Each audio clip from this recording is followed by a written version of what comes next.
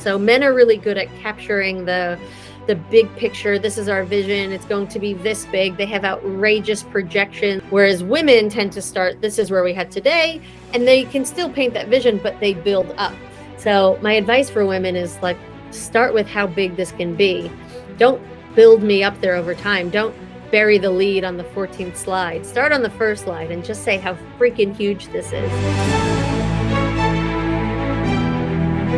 I do think that more often women are thinking about success in a multivariate way, where maybe men, I think to their unfortunate training, maybe are measuring success in a very narrow way.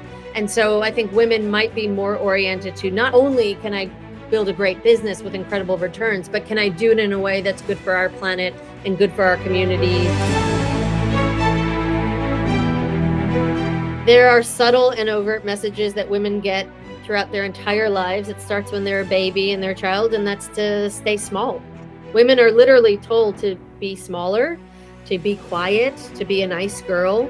And that's why I love women who aren't those things, because that takes a lot of guts and a lot of deep self-deprogramming to fight against every single message that we've been getting.